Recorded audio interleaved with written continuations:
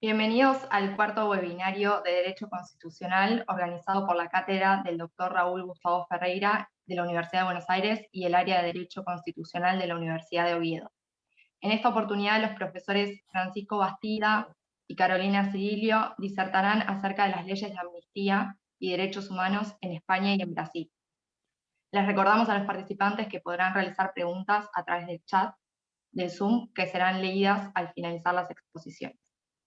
En primer lugar, hará uso de la palabra Francisco Bastida, quien es profesor emérito de Derecho Constitucional en la Universidad de Oviedo y autor de diversos libros y trabajos, entre ellos El pensamiento político del Tribunal Supremo en el franquismo y La libertad de antena, el derecho a crear. Además, ha sido uno de los redactores del Estatuto de Autonomía de Asturias y vocal del Consejo Consultivo del Principado de Asturias. Profesor, tiene la palabra. Muchas gracias por la participación, por invitarme a participar en estos webinars. No es la primera vez que lo hago y estoy muy feliz de ver a toda la familia argentina, que algunos los he conocido personalmente y espero conocerlos a todos personalmente cuando vaya alguna vez a Buenos Aires. Voy a compartir la pantalla.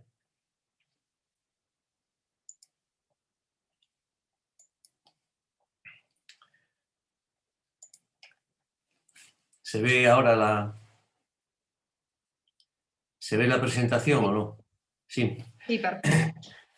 Bueno, pues voy a centrarme en el tema que se ha propuesto y de cara quizá a los alumnos pues voy a hacer unas breves notas sobre la diferencia entre la amnistía y el indulto. La amnistía, que viene de la palabra viene de griego, del término amnesia, que es olvidar el delito, y por tanto no tiene por qué haber una sentencia previa para que haya la amnistía. Puede haber una sentencia o no, lo cierto es que desaparece el hecho delictivo en virtud de la amnistía.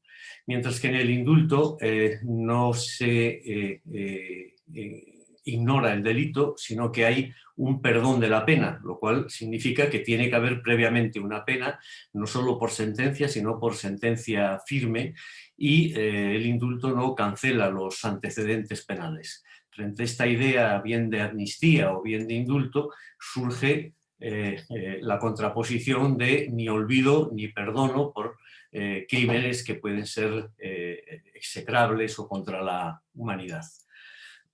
La justificación de la amnistía siempre tiene razones políticas y está vinculada a un cambio de régimen político. La amnistía lo que hace es perdonar los delitos o ignorar los delitos políticos, bien los delitos políticos propiamente dichos, es decir, aquellos que han sido cometidos en ejercicio de libertades, también podrían ser delitos de género en algunos casos, y que se considera que son contrarios a los nuevos valores del régimen.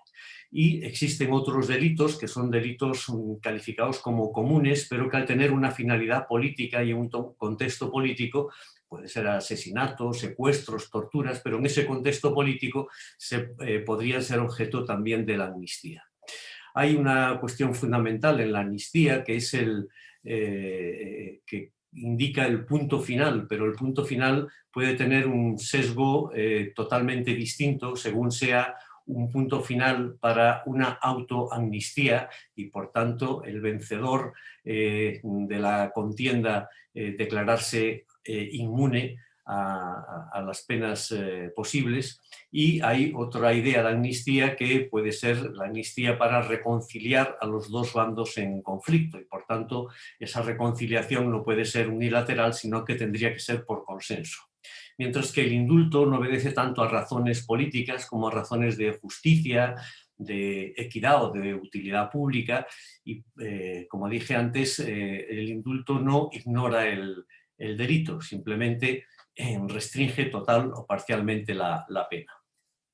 En relación con el Estado de Derecho, la amnistía, que es muy potente, sin embargo, no afecta tanto al Estado de Derecho en el sentido de división de poderes, porque la amnistía no rompe la división de poderes. La amnistía es un acto legislativo y, por tanto, es una derogación transitoria y selectiva de determinadas normas en función de quién ha infringido esas normas y, por tanto, también comporta una prescripción selectiva de determinados delitos. En cambio, el indulto sí afecta al Estado de Derecho porque incide en la división de poderes. El indulto es un acto gubernativo, pero un acto gubernativo que revoca una decisión judicial y, por tanto, al ser un contraste fuerte entre dos poderes, se necesita para el indulto cumplir una serie de requisitos, como puede ser que el acto del indulto tiene que ser motivado, debe tener el informe del tribunal, si es que es un indulto total de la pena, el informe del tribunal debe ser favorable, y en la Constitución española se prohíben los indultos generales, precisamente por ese choque que se produce entre una decisión judicial y un acto gubernativo. ¿Cómo es la problemática en España? En España, tras la dictadura de Franco, se hizo una ley de amnistía en 1977 que tenía el sentido de una amnistía hecha por consenso y buscando la reconciliación. Por tanto, en esta ley de amnistía participaron las Cortes, las nuevas Cortes, el nuevo Parlamento, formado no solo por los herederos del franquismo, sino también por Partido Socialista, Partido Comunista, es decir, por los opositores al franquismo. Y la ley era de punto final en el sentido de hacer un borrón y cuenta nueva de la nueva etapa democrática. Pero con posterioridad, en 2014, con el surgimiento del partido de Podemos, más el sesgo independentista de los partidos nacionalistas, también de Bildu en el País Vasco, etc., se cuestionó esa amnistía, se cuestionó la propia transición democrática, se entendió que la amnistía establecía una falsa equidistancia entre los vencedores de la guerra civil y las víctimas de la guerra civil y que, por tanto, lo que conllevaba esa ley de amnistía era una impunidad al final de los crímenes franquistas.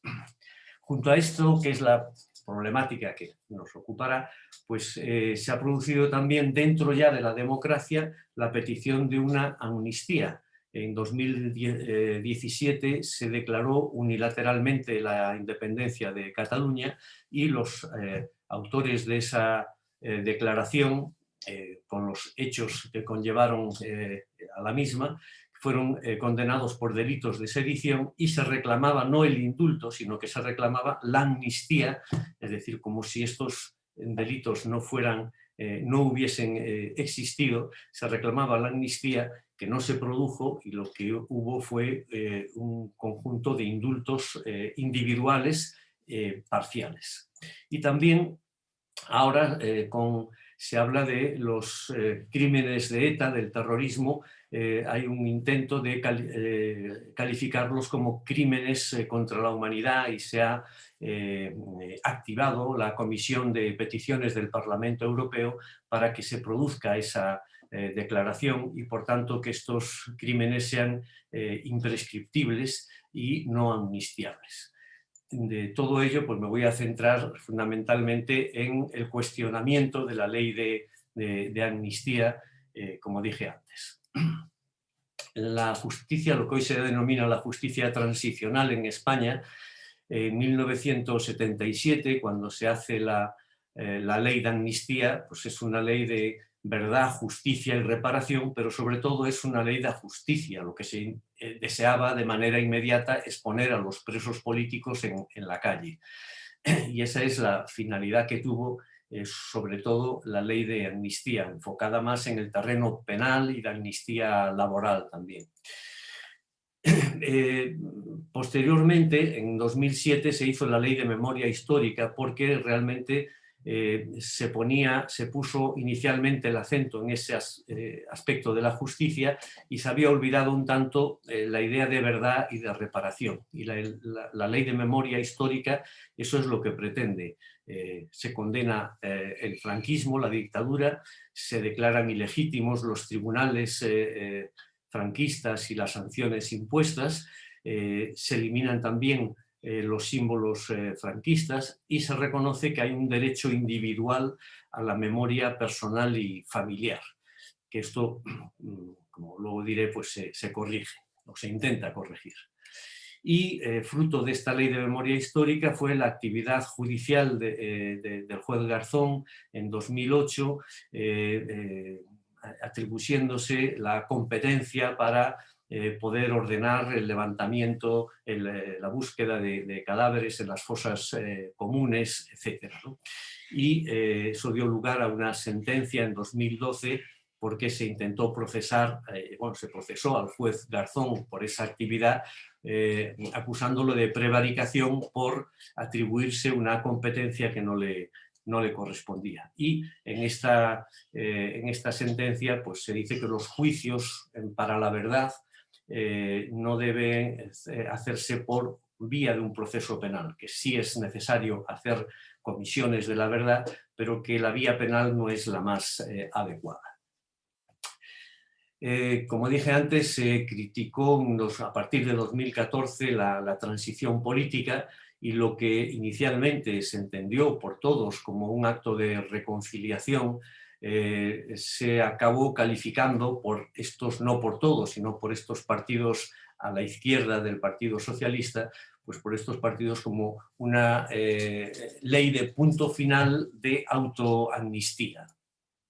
Y se quiso poner el acento en la reparación de la justicia. Lo que inicialmente fue la amnistía de 1977, se dijo está bien que se condene la legitimidad, la falta de legitimidad del régimen franquista, pero eso no es suficiente y debe ponerse el acento en la responsabilidad penal y la persecución de esos crímenes franquistas como crímenes de lesa humanidad. Así que, junto a esto, se ha dicho que la ley de memoria histórica era insuficiente y que había que ir hacia una ley de memoria democrática, que está en estos momentos en proyecto en este año y que por divergencias en el seno del gobierno no se ha llevado adelante. El proyecto tiene interés porque entiende que es el Estado el que debe hacer la búsqueda de oficio de esas fosas comunes y de recuperar los cuerpos y no un derecho individual a la memoria personal y familiar de las personas. Es decir, que no se le debe dar una pala a los individuos para que por su cuenta rescaten a los familiares fallecidos enterrados en fosas comunes, sino que es una obligación del Estado. Pero también esta ley de memoria democrática, y por eso no se ha aprobado todavía, contiene la idea conflictiva de que debe derogarse o al menos interpretarse la ley de amnistía con arreglo al derecho internacional de crímenes de lesa humanidad y, por tanto, de una u otra forma debe arrinconarse la ley de amnistía. Así que el problema en estos casos es cómo evitar, cómo soslayar los efectos de la ley de amnistía de 1977 para juzgar los crímenes del franquismo.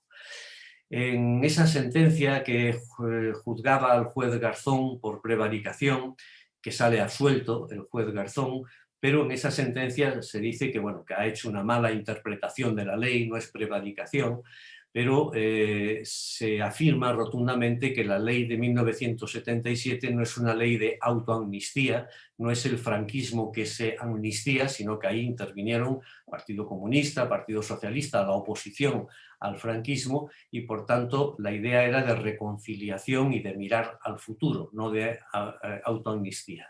Y además tendría un alcance muy limitado, aunque se suprimiese o se reinterpretase la ley de 1977. Primero porque la mayoría de las personas que podrían ser juzgadas pues han muerto ya, porque han pasado muchos años. Y precisamente por ese paso de los años habrían prescrito todos esos delitos. Así que la manera de volver ahí, de insistir en eliminar la ley de 1977 y sus efectos, sería afirmar que esos delitos son imprescriptibles y que, por tanto, los crímenes franquistas son delitos de lesa humanidad, que sería la vía para decir que son imprescriptibles. Esto plantea diversos problemas jurídicos. Uno es que el delito de lesa humanidad se crea o se establece en el Código Penal en el año 2003. Por tanto, tendría el problema de la retroactividad, si puede ser retroactivo o no. Y el más general e importante es qué efectos tiene el derecho humanitario penal internacional en el derecho interno español. El Tribunal Constitucional Español se ha pronunciado de una manera más o menos indirecta sobre esta cuestión al intentar pronunciarse sobre un recurso de amparo de un dirigente comunista que fue víctima de torturas. El dirigente comunista dice que fue un delito de tortura, pero que eso no es un delito así. La tortura en sí misma puede ser un delito común, pero es que él era un dirigente comunista y la dictadura era una dictadura anticomunista que tenía por sistema torturar a los detenidos comunistas, y eso convertía ese delito en un delito de lesa humanidad. ¿Por qué cierra en falso el debate el Tribunal Constitucional? Porque esto lo resuelve en un auto, no lo resuelve en una sentencia, no se pronuncia sobre el fondo del asunto con toda su contundencia. No plantea tampoco cuál es la posición constitucional del derecho humanitario penal internacional y, por tanto, no hace un control de convencionalidad de la ley de amnistía en relación con el derecho humanitario penal internacional. Justamente hace lo contrario, es decir, hace un control de constitucionalidad de este derecho humano penal internacional y dice que es un derecho consuetudinario, de contenido ambiguo e incompleto, que en función de qué jurisprudencia, de qué comisión o de qué tribunal internacional, pues el contenido varía. Y este derecho penal internacional incumple el principio constitucional de legalidad. Es decir, no es una ley cierta, previa, accesible, previsible, sino que sus términos son enormemente ambiguos. Tampoco el derecho penal internacional establece penas. No hay una previsión de qué pena, a qué pena se condena por un delito de este tipo. Y además, en este caso concreto, decía, la tortura es un delito común que está prescrito y amnistiado.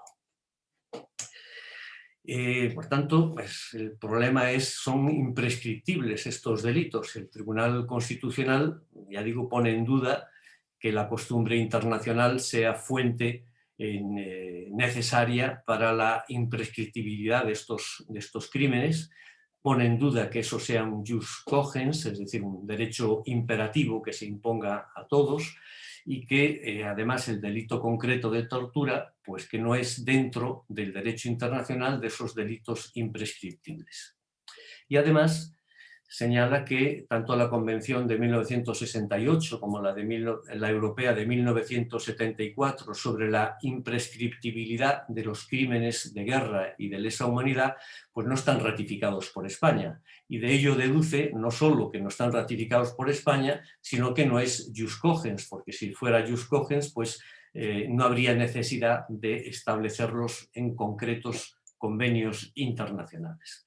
Por tanto, la imprescriptibilidad es contraria a las instituciones penales de retroactividad, seguridad jurídica, prescripción, y que no puede consentir el Tribunal Constitucional una rebaja de estas garantías institucionales en nombre de un supuesto derecho humanitario penal internacional formulado siempre en términos muy ambiguos.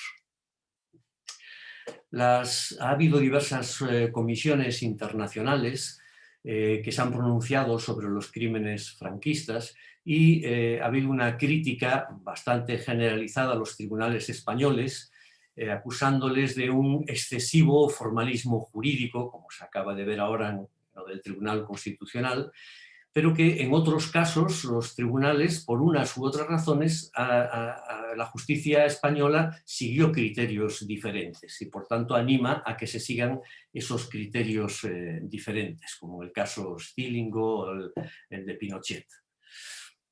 En definitiva, lo que se viene a decir es que los convenios posteriores a los hechos denunciados traen su causa y su idea de principios generales humanitarios.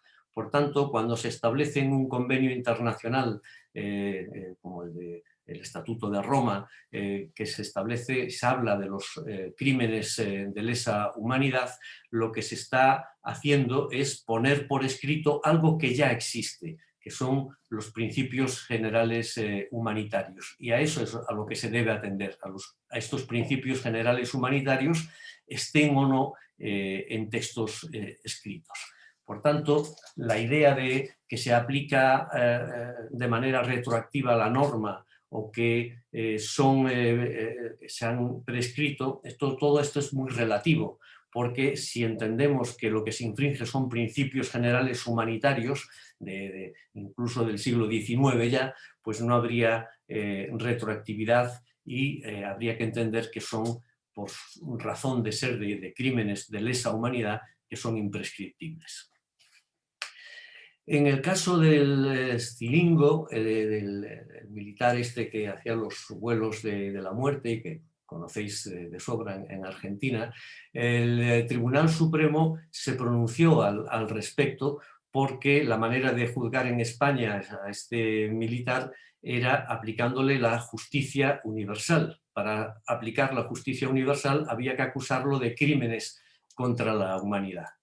Y el Tribunal Supremo comienza diciendo lo mismo que dijo el Tribunal Constitucional, es decir, que el derecho penal internacional consuetudinario no tiene tipos penales completos, que permitan una aplicación directa, pero que sí son normas de referencia interpretativa, porque así lo obliga la Constitución española en su artículo 10.2, para interpretar los derechos fundamentales a la luz de los convenios y derechos internacionales, y hay que tener en cuenta, dice también, la jurisprudencia internacional y nacional. En este caso de Stillingo dice que no se puede aplicar el artículo 607 bis del Código Penal, que se introduce en una ley orgánica de 2003, con vigencia en 2004, que introduce el delito de lesa humanidad, porque dice no se puede aplicar de manera retroactiva. Pero, dice este artículo 607, que traslada la idea de crímenes contra la humanidad que están en convenios internacionales, tiene un valor de descripción de esos crímenes, en qué consisten esos crímenes. Y por tanto, aunque son circunstancias ajenas al tipo de delito que se le acusa a Stillingo, que era asesinatos y secuestro de personas, dicen esos tipos penales de asesinatos o de desaparición de personas no están estas circunstancias. Sin embargo, aun siendo circunstancias ajenas a ese tipo penal, son relevantes desde la perspectiva de protección de los derechos humanos. Y con tal motivo dice que no se vulnera el principio de legalidad, el principio de certeza de la norma y de previsibilidad de la condena, al incluir estas circunstancias ajenas al tipo.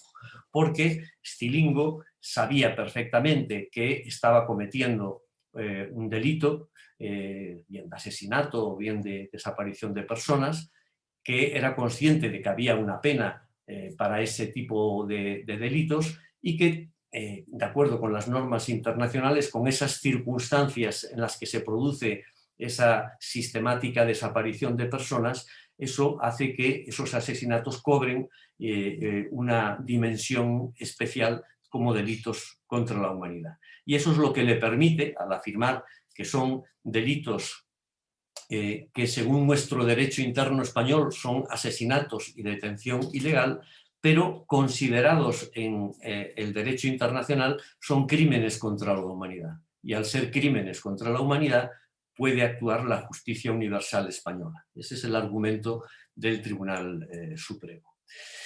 En todo esto, a mi juicio, hay una contaminación política de un problema jurídico. Y eso se ve, por ejemplo, cuando se solicita ahora la anulación de la ley de amnistía española de 1977, pues lo piden para condenar los crímenes de la dictadura franquista, pero no se pide para revisar los crímenes del terrorismo hechos por ETA, Grapo, FRAP, por grupos terroristas en esa misma época o incluso en posteriores. El Tribunal Constitucional se muestra muy exquisito para aplicar el principio de legalidad penal con todos sus elementos de principio de legalidad penal, y se muestra exquisito para aplicar los crímenes franquistas y decir que eso no son crímenes contra la humanidad, negando esa aplicación al derecho penal internacional, pero no se muestra tan exquisito cuando enjuicia la pena de prisión permanente revisable, que si nos ponemos tan estrictos tendríamos que concluir que esa pena de prisión permanente revisable es contraria al principio de legalidad. Sin embargo, no lo ha considerado así el Tribunal Constitucional. El Tribunal Supremo admite la relevancia del derecho constitucional internacional para aplicar la justicia universal, porque se trata de ciudadanos extranjeros, pero si son ciudadanos españoles y relacionados con el franquismo, pues la cosa cambia. Y exactamente igual con la Asociación de Víctimas del Terrorismo, normalmente apoyadas ideológicamente por la derecha, por partidos de derechas, y que se oponen a la revisión de crímenes franquistas contra la humanidad, pero reclaman la retroactividad e imprescriptibilidad de los delitos terroristas de ETA posteriores a 1977.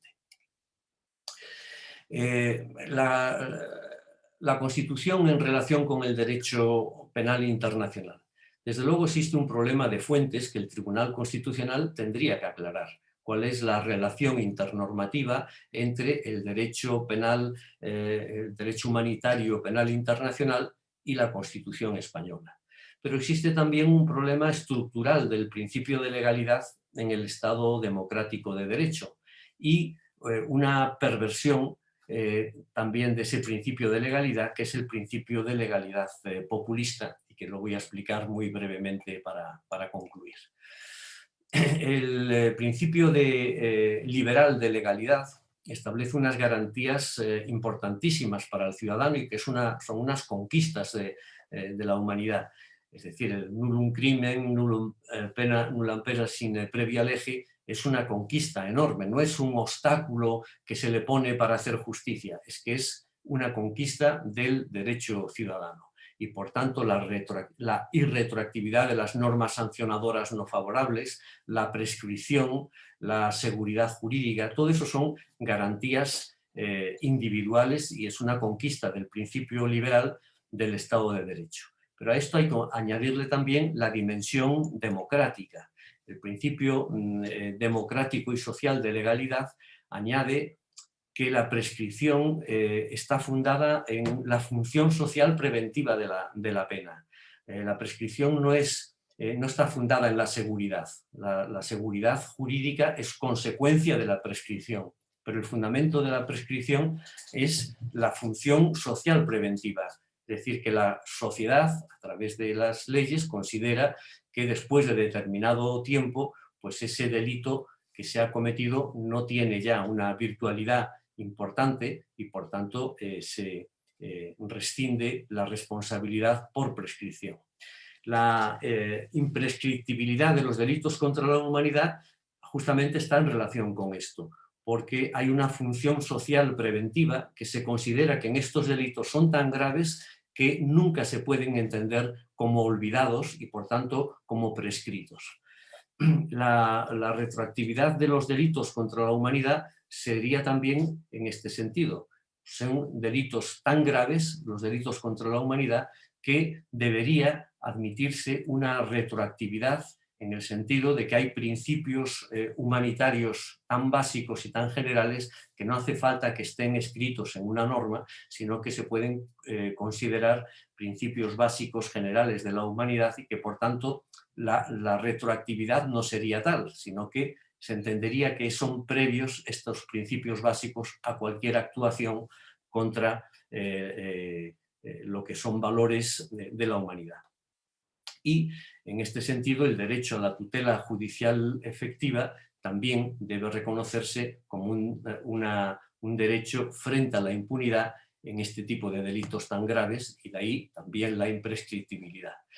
Y, en definitiva, pues debe haber una concordancia de la Constitución, no interpretarla en un sentido liberal, estricto y sin más, sino tener esta concepción más amplia de Estado social y democrático de derecho y relacionar la Constitución con este derecho humanitario penal internacional. La perversión más grande que pueda haber es enfrentar el Estado de Derecho y democracia, como si fueran incompatibles, porque eso da lugar a la democracia iliberal, es decir, un principio de legalidad populista donde hay que hacer justicia, se respete o no el Estado de Derecho, porque de lo que se trata es de la democracia como una justicia material. Y esto lleva a problemas importantes, porque es una pendiente muy resbaladiza para crear un principio de legalidad penal del enemigo, no de la humanidad, sino del enemigo. Y considerar además que todo enemigo pues va contra la humanidad. Y esto tiene brotes en el derecho nacional y también en el derecho internacional. Y a veces se firman tratados de derecho internacional que luego afectan al derecho nacional. Me refiero, por ejemplo, cuando se pretende que los delitos sean imprescriptibles como delitos contra la humanidad, en los clásicos, evidentemente, que es genocidio, etc. Pero luego hay asimilaciones y analogías, que es donde viene realmente el problema, porque se dice, bueno, tienen que ser delitos imprescriptibles los delitos de terrorismo. Bueno, habría que ver qué delitos de terrorismo. No es lo mismo poner una bomba y que vuelen 40 personas por los aires que un delito de terrorismo que sea pues, el participar en una banda armada, sin más. También depende qué asociaciones pues entienden que los delitos de violencia de género son terrorismo sexual y por tanto no habría que pensar que ese tipo de delitos también son imprescriptibles, o los delitos contra la libertad sexual, el caso de la pederastia, por ejemplo. Ahora también se quiere decir que tienen que ser delitos imprescriptibles los delitos sobre corrupción, ¿no? E incluso se hace una ampliación del concepto de genocidio en algunos casos y se dice que el aborto es un genocidio y los autores de las leyes que establecen o que permiten el aborto deberían ser perseguidos también como delitos contra la humanidad y por tanto serían delitos imprescriptibles.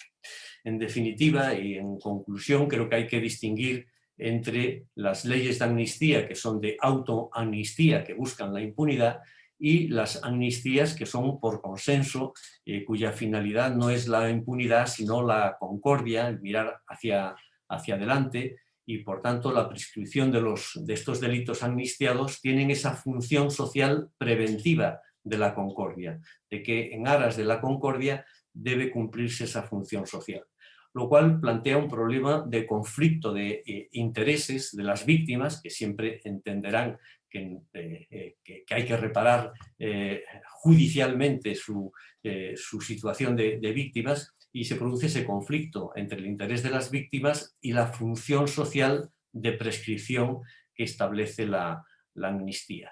y que, desde luego, habría que mantener, aunque por la vía judicial eso sea necesario como función social, habría que mantener siempre comisiones de la verdad y de la reparación, porque eso beneficia evidentemente a las víctimas y también a la comunidad. En definitiva, es necesario un derecho humanitario penal internacional que sea taxativo, cierto, previsible, contra la impunidad. Tiene que haber la amnistía tiene que ser de concordia, la autoamnistía no es admisible, y además creo que debería tener rango constitucional la amnistía, no debería estar en una ley, sino que tendría que, por los efectos tan importantes que tiene, debería tener rango constitucional. Y nada, muchas gracias y espero participar el próximo año en otro webinar. Muchas gracias, profesor Bastida. Ahora va a hacer uso de la palabra Carolina Cirilio, quien es profesora adjunta de Derecho Constitucional en la Facultad de Derecho de la Universidad Federal de Río de Janeiro y docente de elementos de Derecho Constitucional en la Facultad de Derecho de la Universidad de Buenos Aires. También es coordinadora del Núcleo Interamericano de Derechos Humanos y doctoranda en Derecho Constitucional y en Teorías Contemporáneas del Derecho. Hola, buenos días y buenas noches, ¿no? Porque, soy Carolina y, bueno, yo hice una pequeña dispositiva para facilitar un poco el tema de las normas en Brasil, porque a las veces uno habla y no puede ver exactamente los marcos normativos, y eso es un poco importante para la comprensión. Yo voy a hablar específicamente del sistema de la ley de amnistía en Brasil. No amnistías en general, sino la ley de amnistía. ¿Por qué? Porque la mirada desde Sudamérica está muy vinculada a los hechos de las dictaduras militares. No vamos a olvidarnos que en los años 60 y años 70 tuvimos una cooperación casi como un Estado interamericano clandestino que se llamó la Operación Cóndor. Y mucho de lo que lo sabemos de la Operación Cóndor lo sabemos por los españoles y por los italianos. Y eso no es un tema menor. Es un tema de que el olvido es distinto del olvido que tenemos planteado por el doctor Bastida, que muy bien explicó lo que es una amnistía, la posibilidad de olvidarse. Pero lo que sucede es que nosotros a las veces, incluso en Brasil, olvidamos porque no conocemos. Y eso es un tema menor. No tenemos ni conocimiento de algo para producir el olvido. Porque, de verdad, esos hechos practicados en la dictadura militar en Brasil, que estuvo vigente del año 64 hacia el año 85 o 88, hay una duda exacta cuando se termina la dictadura, si es con la nueva constitución que inaugura un sistema jurídico democrático, o si es con la salida de poder de los militares, pero manteniendo el poder un presidente indirectamente electo, aunque civil. Entonces, uno puede decir que por lo menos nuestra última dictadura, la dictadura militar, ya tiene por lo menos 21 años. Y en esos 21 años, el régimen estuvo a cargo de dejar por abajo todo lo que sucedió. Entonces, la amnistía, en general, se entiende como la producción del olvido. Pero para olvidarse de algo, hay que conocer lo que sucedió. Y nosotros tenemos impuesto un sigilo, un silencio sobre lo que sucedió bajo el uso del sistema jurídico. Esta cooperación de la Operación Cóndor, que sucedió en Sudamérica, Argentina, Brasil, Chile, Uruguay, Paraguay, Bolivia, E incluso hay estudios que dicen que estaba también en Centroamérica. Es una suerte de cooperación de terror de Estado de los estados sudamericanos para violar derechos humanos de sus ciudadanos bajo la perspectiva que estamos en el combate a un enemigo que es el comunismo. Un enemigo que no conocemos, porque si uno pregunta a un sudamericano qué es un comunista, no tengo dudas que se va a equivocar y va a decir, bueno, es alguien que es nuestro enemigo. Entonces no te va a explicar qué es el comunismo ni por qué la persona es así, sino que te va a decir que es casi como un enemigo. Brasil tuvo una circunstancia de su transición de los 21 años, y vamos a llamar así la constitución que tenemos nosotros de 88, y hay planes normativos previos a esa constitución. La primera es la idea de una ley del año 79, que es la llamada Ley de Amnistía, que es una ley hecha en el sistema de una constitución, entre comillas, que teníamos en Brasil, que no era una constitución, sino que teníamos una norma jurídica que no tenía previsión de derechos fundamentales, sino una norma que tenía parte orgánica, donde en esa parte orgánica determinaba más poder al Poder Ejecutivo, que no era un Poder Ejecutivo electo, sino que eran poderes de facto, dictadores, que se autopusían en el poder. Esa ley de amnistía decía que se quedaban amnistiados aquellos que fueron punibles, los que tenían condenas por crímenes hechos contra el Estado brasileño. Ojo que distinto de lo que planteó el doctor Bastida, la concepción de amnistía en Brasil es confusa con la cuestión del indulto.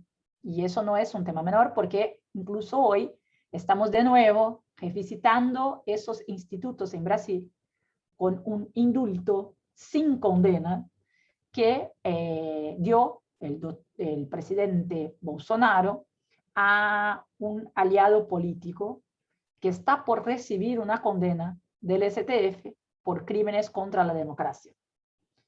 Entonces, en Brasil hay una confusión entre el indulto y la amnistía, que es hecha por la Constitución de 37, que es la Constitución de Getúlio Vargas, que es una constitución otorgada, donde se entendía que amnistía e indulto eran prerrogativas del presidente, de algo muy amplio y sin concepto jurídico. Y eso va a la concepción, por así decir, normativa jurídica brasileña, y esta confusión hace con que se use la palabra muchas veces para decir cualquier cosa. La Constitución de 88 sí o sí hubo una disciplina y cambió.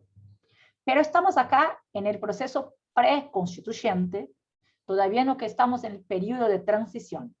Y la ley de amnistía del año 79, que es la ley 6683, es una ley hecha por el Poder Ejecutivo, obviamente, y una ley que decía que aquellos que tenían condenas por crímenes contra el Estado brasileño, o sea, los comunistas, no iban a tener la pena, sino que los procesos siguen sí, y las condenas siguen sí vigentes, pero los efectos de la pena no estaban posibles más. Y eso es casi un indulto, como explicó muy bien el doctor Bastida cuando empezó su exposición. Es el concepto tradicional que uno tiene indulto en cualquier lado. Bueno, en ese sentido, la gente que tuvo que salir de Brasil por hechos políticos pudo volver en el año 79, 80. Y así lo sucedió. Pero en ese sentido empezó una discusión sobre los efectos de esta ley de amnistía y, bueno, y cómo vamos a hacer con las personas que no tienen condena porque no fueron procesadas, ¿Por qué no fueron procesados? Porque no fueron considerados enemigos del Estado, porque eran los agentes del Estado. Eran los militares, eran los policías, que hicieron todo el plano sucio de hacer tortura, de impulsionar, de quitar los puestos de la gente, de llevar a la gente a salir del país, y todos los crímenes contra los derechos humanos de los ciudadanos brasileños. En ese debate también estaba por detrás el proceso constituyente, el proceso de crear una nueva constitución. Y para crear la nueva constitución en Brasil, se utilizó una fórmula que no es la fórmula que se utiliza en Argentina, sino que hubo una enmienda constitucional, que es la enmienda 26 de 85. Y esta enmienda constitucional creó la Asamblea Nacional Constituyente diciendo lo siguiente: el Congreso brasileño, ojo, el Congreso que fue elegido y que estaba funcionando como poder legislativo constituido, iba a se convertir en Asamblea Constituyente. Estamos en el año 85, el año 85-86, no teníamos así tanta libertad de elecciones, porque estamos en el proceso de transición. Y la gente iba a ser elegida para Congreso Constituido en el año 86 con las leyes de la dictadura. O sea, ni todos podían participar de ese proceso. No era tan amplio como una asamblea constituyente que conocemos nosotros, donde no hay límites electorales para elegir a la gente. Acá teníamos la cuestión del partido políticos, uno no podía estar en el puesto de una actividad administrativa, sino no podía ser participante del proceso. Y bueno, todos los límites legales que hay para participar y para ser poder legislativo constituido. Y eso se aplicaba al proceso constituyente brasileño. En la misma enmienda constitucional del año 85 que crea el Congreso Nacional Constituido con facultades extraordinarias de proceso constituyente, también es un artículo cuarto, y lo tomo acá para que sea visible a ustedes, dice, bueno, está concedida la amnistía a todos aquellos que fueran servidores públicos o militares que fueron punidos, que tuvieron condena por los hechos de excepción institucional. Y eso nos lleva a preguntar, ¿qué amnistía es esa? ¿Es amnistía también para aquellos que no fueron punidos o por aquellos que practicaron los hechos, que no sufrieron los procesos, que no perdieron su puesto, sino que fueron llevados a una instancia superior, ¿no? Ojo que en Brasil los primeros que se opusieron a la dictadura militar fueron militares. Hay una quiebra en las Fuerzas Armadas en Brasil, y la mitad de las fuerzas decían, no vamos a ingresar en eso, es una locura, es un cambio antidemocrático. Y esta gente fueron los primeros que perdieron sus puestos militares y sus empleos públicos.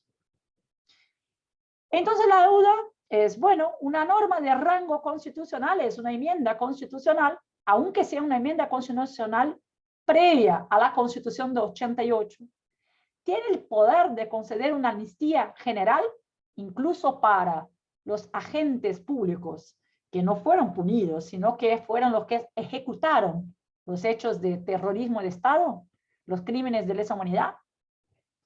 Bueno, esta duda es la primera que nuestras reglas tienen cuando tenemos una constitución nueva, la Constitución de 88, y en esa constitución se dice, bueno, es posible amnistía, y ahí volvimos al concepto clásico de amnistía, concedida por el Congreso, obviamente, potestad del Poder Legislativo, no con la confusión de amnistía entre Poder Ejecutivo e indulto, no es la misma cosa. Separó, ¿no? El indulto se quedó siendo la cuestión humanitaria concedida por el presidente, bla, bla, bla, bla, bla. Y hubo una duda, bueno, ¿qué hacemos con los torturadores? ¿Qué hacemos con los agentes del Estado brasileño que eligieron los enemigos del Estado, los comunistas, y los mataron, los torturaron, los quitaron los puestos? Bueno, en ese sentido Brasil sigue siendo un problema sudamericano. ¿Por qué? Porque distinto de lo que sucedió con los otros países, que pusieron basta en sus leyes de amnistía, o punto final, amnistía en el sentido lato, lo que hizo Brasil fue validar la ley y decir que esta ley de amnistía, aquella que vimos de la ley 6683 de 79, y que vino de nuevo en la enmienda 26 de 85, que es la misma que crea la Asamblea Constituyente. Lo que vimos distinto de lo que lo pasó en la Argentina, en Uruguay, es que Brasil dijo, esa ley de amnistía es compatible con la Constitución y ella es general a todos, no solo para aquellos que fueran condenados, sino que es una ley de olvido. Y para olvidar hay que olvidarse de todo. Una ley general de olvido.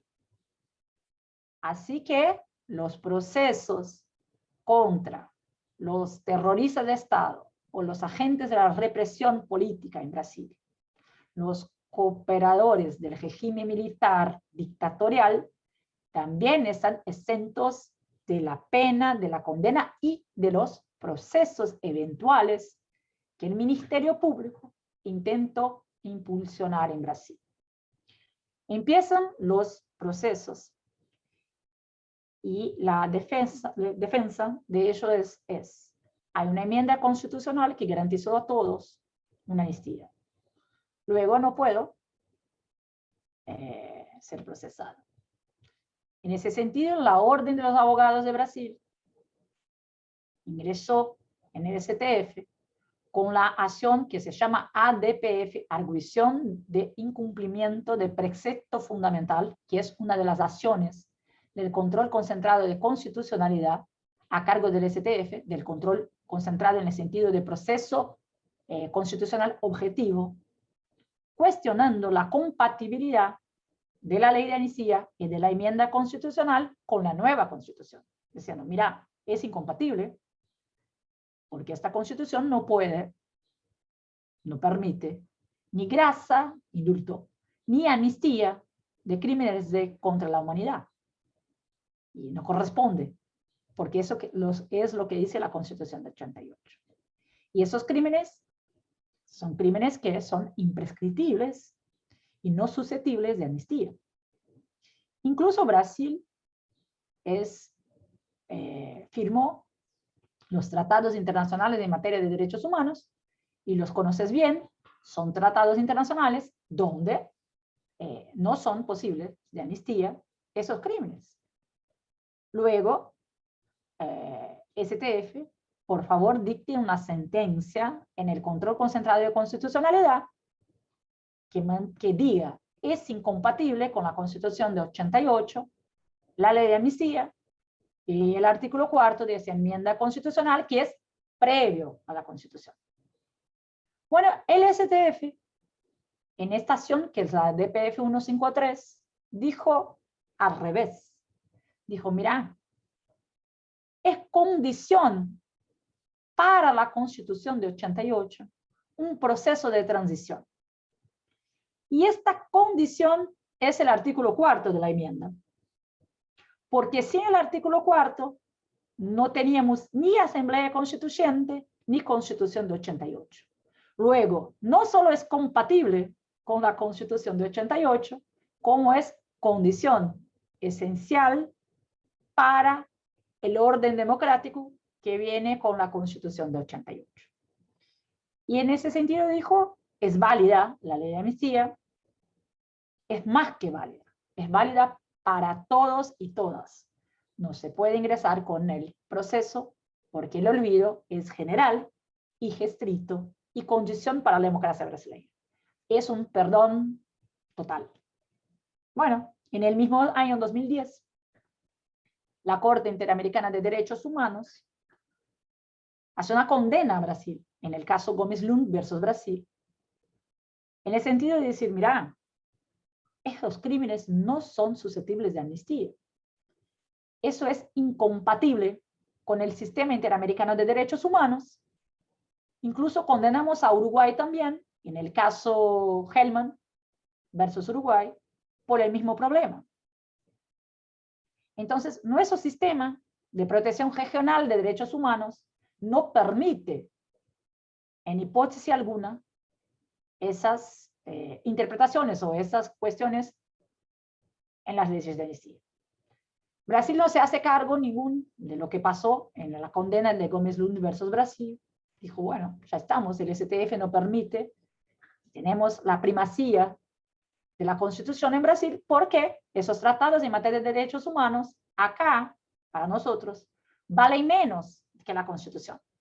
Y si la ley de amnistía es compatible con la Constitución está arriba de la Convención Americana de Derechos Humanos y con todo el sistema interamericano de derechos humanos, entonces ya dejamos que con la norma de las normas, con la superior de todas, es compatible, luego no vamos a cumplir el fallo de la Corte Interamericana. De nuevo, en el año 2018, nueva condena para Brasil en el sistema interamericano, en el caso Herzog versus Brasil.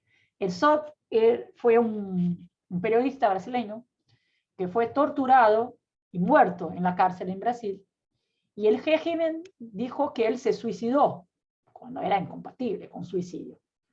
Entonces se investigó que Herzog no se suicidó. Y en ese sentido Brasil fue de nuevo condenado, no solo por los hechos de Herzog, exactamente por decir que fue un suicidio, cuando no, él fue muerto en la cárcel por el régimen, sino también le dijo, mira, Brasil, desde Gómez Lund versus Brasil, ustedes tienen que revocar la ley de amnistía, impulsionar los procesos para que los terroristas de Estado sean conocidos, porque ustedes incluso no saben qué pasó, porque nadie fue procesado, nadie fue juzgado por esos crímenes. Entonces, en esa relación de derecho internacional de derechos humanos, ya voy terminando, que es una relación muy importante para el constitucionalismo de América del Sur, sobre todo en esos países que participaron en sus dictaduras en la Operación Cóndor como un sistema interamericano clandestino de terrorismo, un Mercosur de terror. El tema de la jerarquía de esos tratados internacionales de derechos humanos es algo muy importante. Y en ese sentido, Brasil, por el tema de la ley de amnistía, sigue siendo un problema. Porque hay una interpretación hecha por el STF también, que los sistemas de derecho internacional de derechos humanos valen menos que la Constitución brasileña, por el hecho de que hay un procedimiento nuevo en la Constitución, creado en 2014, donde los tratados de derechos humanos necesitan de un procedimiento distinto, el mismo procedimiento para crear enmiendas a la Constitución. Y la Convención Americana de Derechos Humanos, como es anterior, no pasó por ese procedimiento. Obviamente no podía, porque no existía el procedimiento constitucional.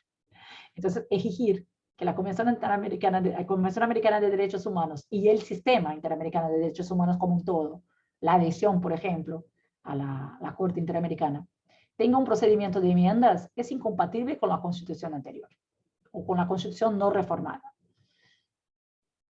Pero para no revocar la ley de amnistía, tuvo el STF y el constitucionalismo brasileño crear, y el motivo es la ley de amnistía, crea hasta que se mueran todos, ¿no? Que están por morir, porque nadie tiene más que 80 y pico años. Ya ahora podemos decir que casi todos los terroristas de Estado brasileños están casi muertos.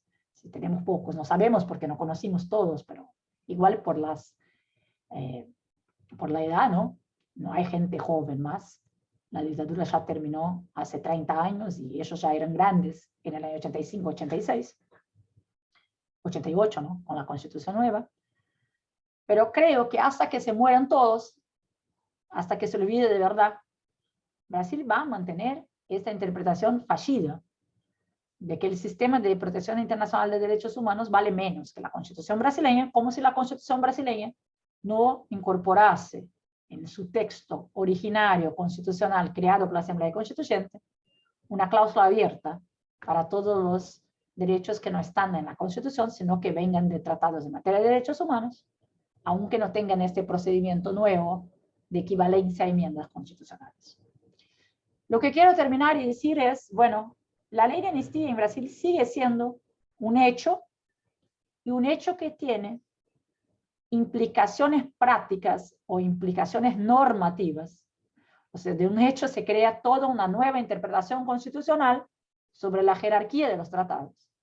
Y pone a Brasil en una situación de desventajosa con sus hermanos sudamericanos. Y nos pone muy mal porque nos dejamos casi como siendo un paraíso de los criminosos de lesa humanidad, que todo pueden y son impunibles. Y al mismo tiempo tenemos la más grande de todas las poblaciones carcelarias de la América del Sur, ¿no? Porque para nosotros el derecho penal sigue siendo algo para gente que sea pobre y tenga color de la piel negra, y no para la gente que practicó los hechos intolerables que son los crímenes de lesa humanidad. Muchas gracias. Muchas gracias, profesora Cirilio. Ahora sí abrimos espacio para las preguntas y los comentarios. En primer lugar, tenemos una pregunta del profesor Ferreira para el profesor Bastida. En primer lugar, señala que fue una magnífica disertación y luego pregunta, cuando se ha referido al rango constitucional de la amnistía, concretamente, él piensa que las amnistías deberían ser producidas por el Poder Constituyente y consignadas por la vía de una reforma en la ley fundamental del Estado.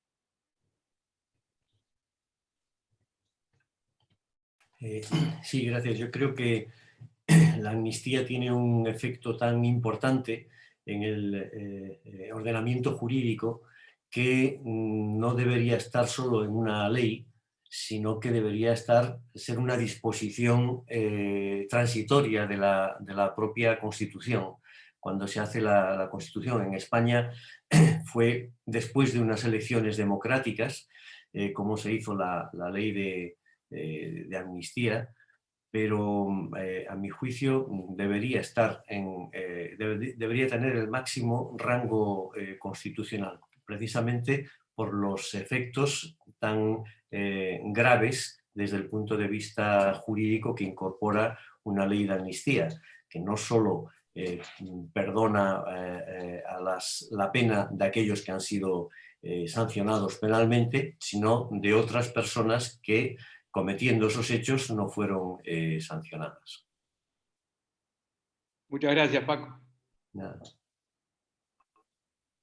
Muchas gracias, profesor. Tenemos otra consulta del profesor Dolapjian. Señala en primer lugar para el profesor Bastida también. Gracias por su exposición tan profunda. Quería transmitirle dos preguntas. En primer lugar, en la teoría, ¿en qué sentido los crímenes de lesa humanidad son amnistiables democráticamente? ¿O acaso se trata de violaciones groseras a derechos básicos que están fuera del marco de las decisiones democráticas? En segundo lugar, en la práctica, ¿acaso hay amnistías acordadas en pos de la concordia que en verdad no encubran amnistías impuestas por los autores de los crímenes y que apenas puedan ser consentidas por los gobiernos democráticos como condición para no malograr la transición democrática?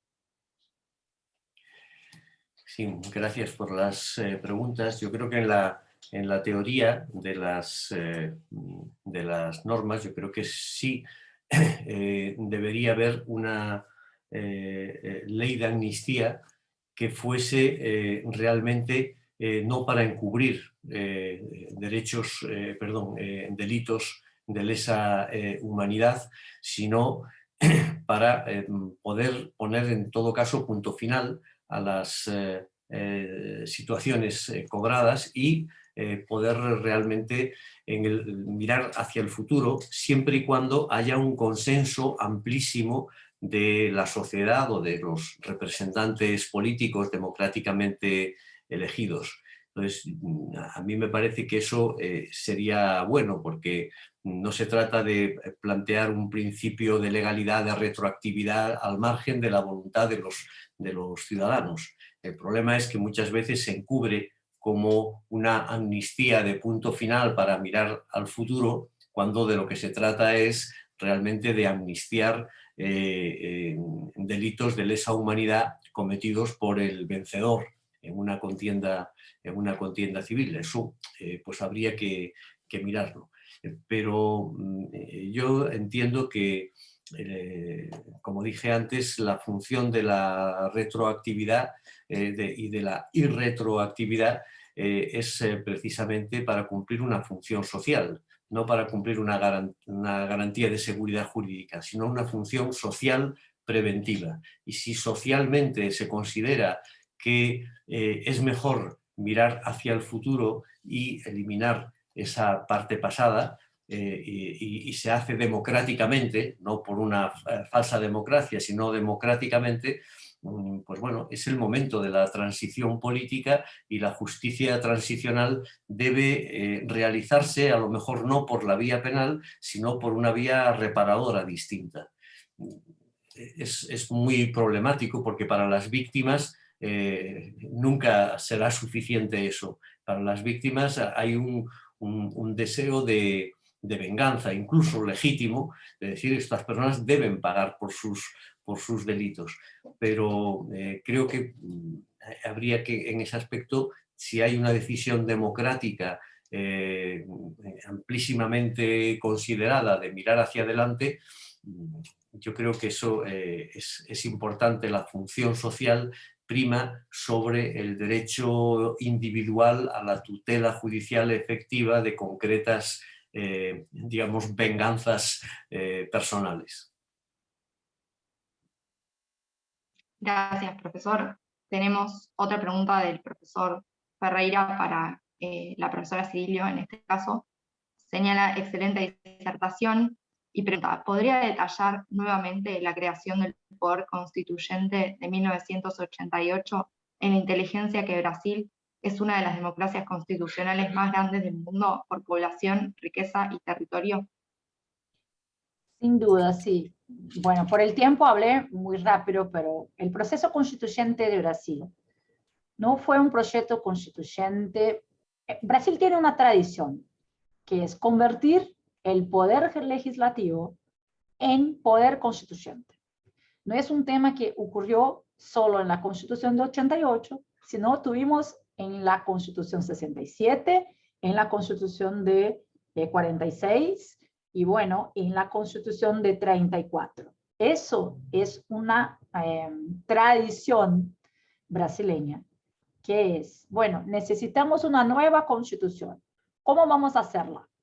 ¿Vamos a convocar una asamblea constituyente exclusiva para hacer esta constitución? O sea, elegidos para ser constituyentes, terminada la tarea constituyente, se disuelve la asamblea y en eso pasa a funcionar los poderes constituidos, como siendo el poder legislativo ordinario, el poder ejecutivo, judicial e incluso el poder de reforma previsto en esta constitución nueva. Bueno, en Brasil, de verdad, las nuevas constituciones son creadas por ese parlamento constituyente.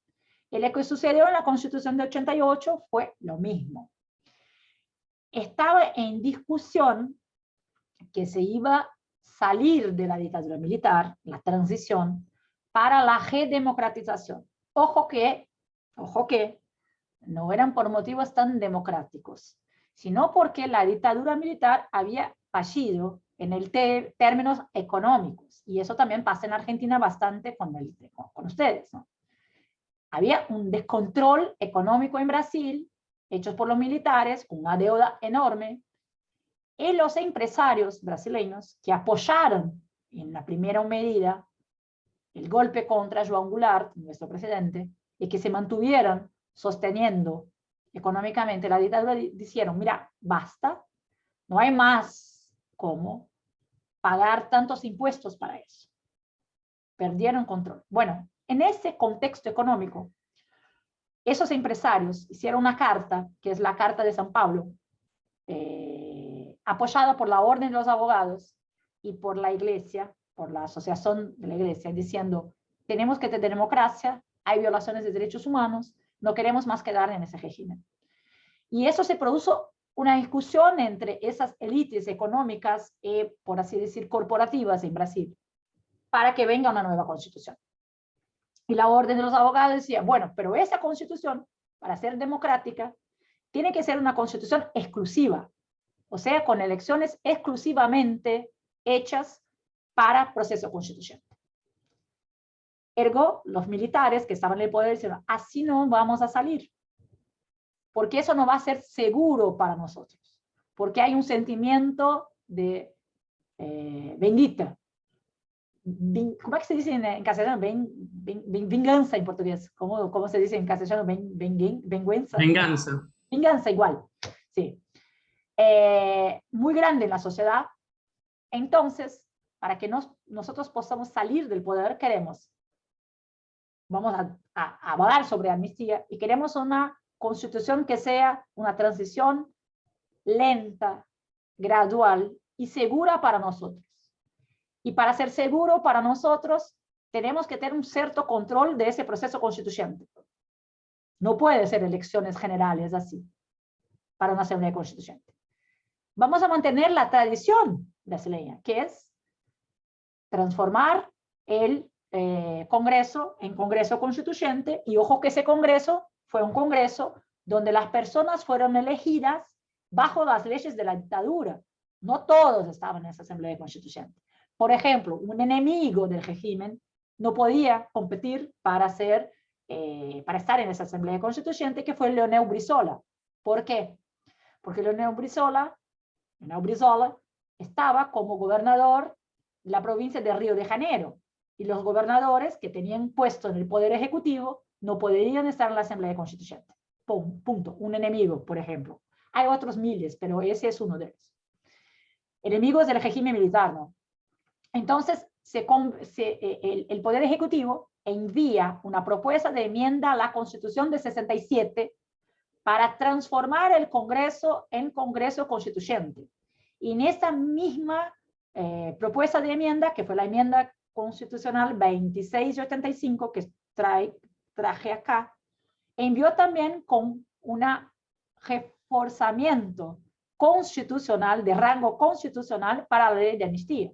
Entonces, esta misma enmienda, que es la 26, que convirtió el Congreso Nacional en Congreso Constituyente, fue la enmienda constitucional utilizada por el régimen militar para darle rango constitucional a la ley de amnistía. Así fue el proceso constituyente brasileño.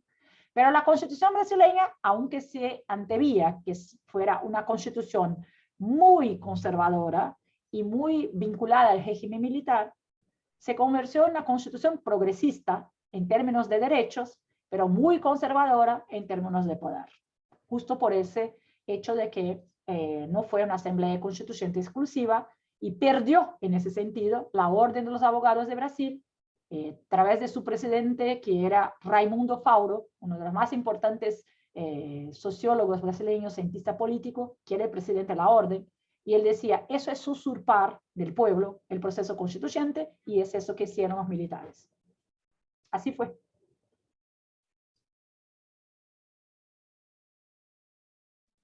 Muchas gracias, profesora. Tenemos una nueva pregunta para usted de parte del profesor Dolapjian, que dice, aprovechando las palabras del profesor Bastida, y que ella conoce mucho el caso Hellman versus Uruguay, ¿cómo ve la posibilidad de tales acuerdos democráticos de amnistía en el ámbito interamericano?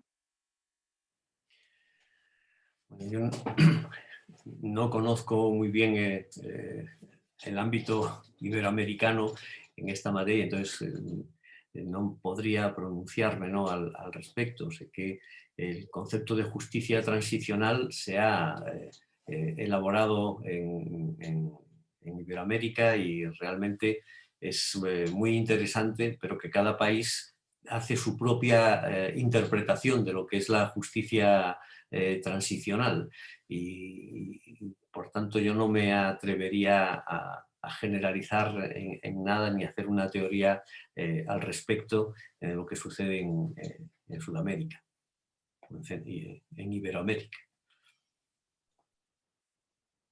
Bien, y termino por contestar porque Diego creo que formuló a nosotros dos la pregunta, ¿no?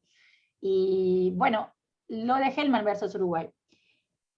Es bastante más fácil, y creo que Ferreira siempre dice lo mismo en relación a eso cuando hablamos.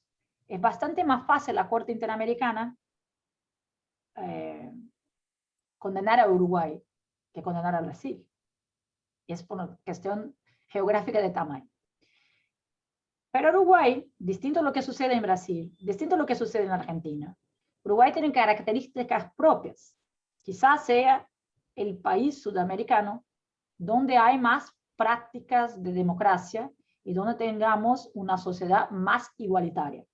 No quiero decir que Uruguay sea un paraíso, la Suiza, ni quiero decir que eso deje Uruguay exento de los problemas sudamericanos en general, sino que estoy diciendo que Uruguay, comparado con Brasil, no tiene los mismos problemas de desigualdad y no tiene los mismos problemas de ausencia completa de participación democrática habitual. Los uruguayos llevan a plebiscitos y referendos los temas fundamentales de la sociedad uruguaya desde hace mucho tiempo, algo que nosotros en Brasil no hacemos.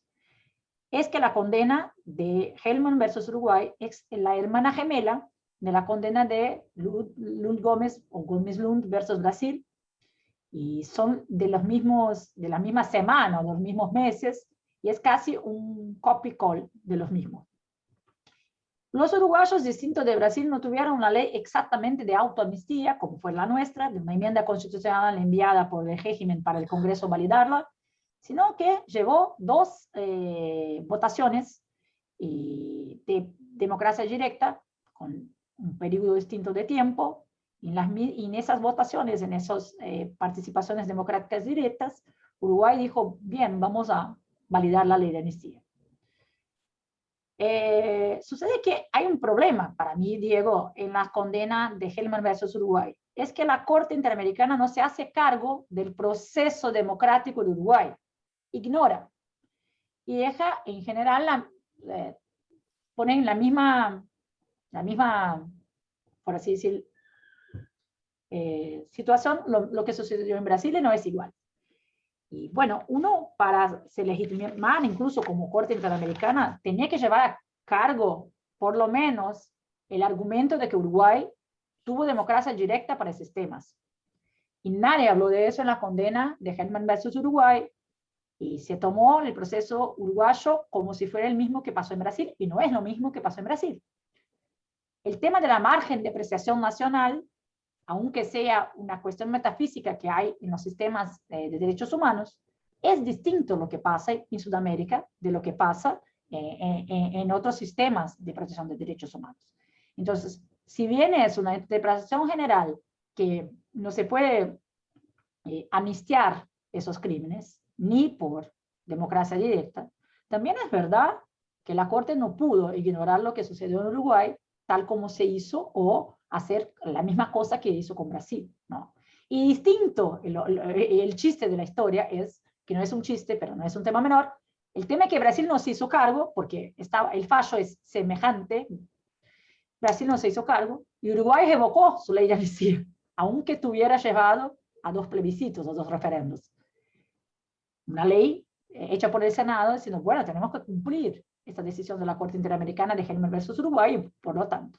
Ahora sí o sí, la verdad es, no se sabe exactamente cómo se está llevando los juicios en Uruguay, y hay audiencias públicas, por ejemplo, en la Corte Interamericana, en el sistema interamericano, para verificar el cumplimiento de Hellman versus Uruguay por Uruguay. No solo revocar la ley, sino que cumplir, ¿no? esa condena. Brasil no va a cumplir, punto. Y Uruguay, bueno, dijo, bueno, está revocada, pero vamos a ver si vamos a cumplir, no sé exactamente qué está pasando.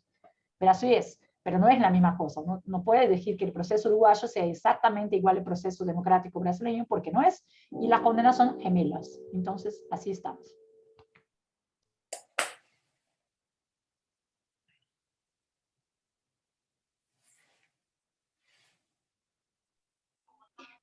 Muchas gracias, profesora. Bueno, para finalizar, les agradecemos a todos por su presencia les vamos a estar comentando e informando de los nuevos webinarios que organicemos el próximo cuatrimestre. Y antes de dar por finalizado este webinario, no sé si el profesor Ferreira quiere dar algunas palabras. Preferiría que el cierre de este seminario lo haga nuestro profesor emérito, el profesor Francisco Bastida, desde Oviedo. Nuevamente ratificar que estamos muy orgullosos y honrados, infinitamente agradecidos a usted, Yanis, y a Diego Dolabjian, y a cada uno de los participantes, y que realmente estamos muy, muy contentos, y que bueno, seguramente el próximo cuatrimestre va a ser de esta manera, pero ojalá lo podamos recibir a Paco en algún momento. Paco, te cedo la palabra para el cierre de esta del webinario del primer cuatrimestre del año 2022. Muchas gracias. Nada, yo encantado de haber participado en este webinario, de haber asistido a la mayoría de todos los que se fueron haciendo durante este curso. Creo que es una iniciativa, a mí me parece que muy exitosa, muy importante. Sé que la siguen también por vía de vídeo grabado en otras universidades españolas, y me parece que la globalización tiene muchas cosas malas, pero esto es muy bueno, el poder compartir y participar en experiencias docentes, educativas como estas, que ojalá participaran también los alumnos, asistieran a los alumnos y los jóvenes profesores, porque me parece que esta es la vía del futuro de la universidad, que como su propio nombre indica, pues es la universalidad, ¿no? Yo creo que eso es muy importante, así que espero que el próximo año Benito, Alaez, como Raúl, Diego organicen otros webinarios con temas que seguro que serán muy interesantes. Así que a todos, muchísimas gracias desde España. Gracias a todos. Un abrazo también, Carolina, a Porto Alegre. Y a todos los que nos siguen desde Sudamérica y España. Muy bien, gracias. Buenas tardes. Un abrazo, Paco. Vale, Gracias, un abrazo hasta a todos. luego.